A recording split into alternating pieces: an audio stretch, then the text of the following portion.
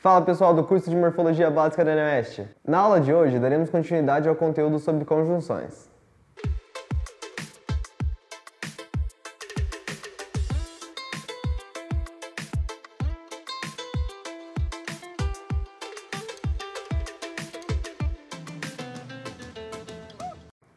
As gramáticas normativas costumam definir as conjunções como os vocábulos gramaticais cuja função é relacionar duas orações ou dois termos semelhantes da mesma oração.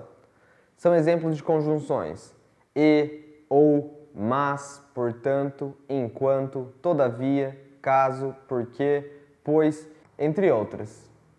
Há ainda as locuções conjuntivas, que são conjunções formadas pela partícula que, antecedida de advérbios, de particípios e de preposições, como desde que, já que, até que, dado que, visto que, entre outras.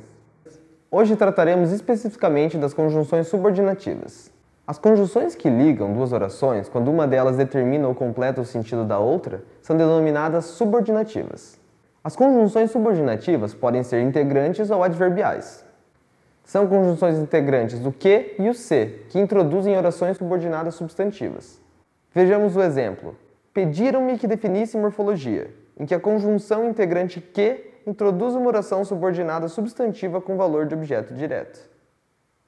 Comparando as conjunções integrantes e as adverbiais, percebemos que as integrantes são mais gramaticais, mais esvaziadas de conotação semântica do que as adverbiais, atuando mais como um conectivo, enquanto as adverbiais geralmente são mais carregadas semanticamente. Por exemplo, se eu disser enquanto ou quando, você provavelmente já pensará na noção de tempo.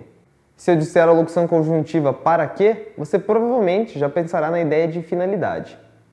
Agora, se eu disser que é uma conjunção integrante, é provável que você não consiga estabelecer uma relação semântica para este termo deslocado, fora de contexto. Mas as conjunções integrantes não são totalmente desprovidas de sentido. Perceba que há uma grande diferença de sentido nas duas orações seguintes.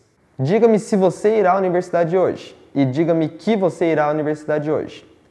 Enquanto no primeiro caso, quem enuncia a frase não sabe se o interlocutor virá ou não à universidade, no segundo caso, há uma noção volitiva envolvida, ou seja, o enunciado permite pressupor que o locutor deseja que o interlocutor venha à universidade. Vamos agora abordar os tipos de conjunção e locução conjuntiva adverbial citados por Cunha e Sintra. As causais iniciam uma oração subordinada denotadora de causa. Alguns exemplos são porque, pois, já que, uma vez que, visto que, etc. Por exemplo, passei em morfologia porque fiz todos os exercícios. As concessivas iniciam uma oração subordinada em que se admite um fato contrário à ação principal, mas incapaz de impedi-la. Alguns exemplos são embora, ainda que, mesmo que, por mais que, por menos que, etc.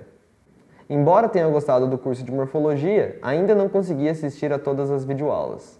As condicionais iniciam uma oração subordinada em que se indica uma hipótese ou uma condição necessária para que seja realizada ou não o fato principal.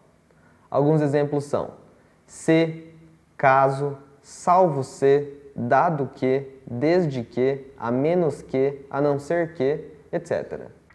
Exemplo: caso eu faça a prova, receberei o certificado de conclusão. As finais iniciam uma oração subordinada que indica a finalidade da oração principal. São conjunções ou locuções conjuntivas finais para que, a fim de que, por que, com sentido de para que. Exemplo: estudei para fazer a prova de morfologia. As temporais iniciam uma oração subordinada indicadora de circunstância de tempo. Alguns exemplos são quando, antes que, depois que, até que, logo que, sempre que, assim que, desde que, etc. Exemplo: quando eu terminar de assistir aos vídeos, estarei craque em morfologia. As consecutivas iniciam uma oração na qual se indica a consequência do que foi declarado no anterior. Alguns exemplos são que, combinada com uma das palavras tal, tanto, tão ou tamanho, presentes ou latentes na oração anterior, de forma que, de maneira que, de modo que, de sorte que, etc. Estudei tanto morfologia que me apaixonei pela estrutura da língua. As comparativas iniciam uma oração que encerra o segundo membro de uma comparação, de um confronto. São conjunções ou locuções conjuntivas comparativas. Que, do que, depois de mais, menos, maior, menor, melhor e pior. Qual, depois de tal. Quanto, depois de tanto.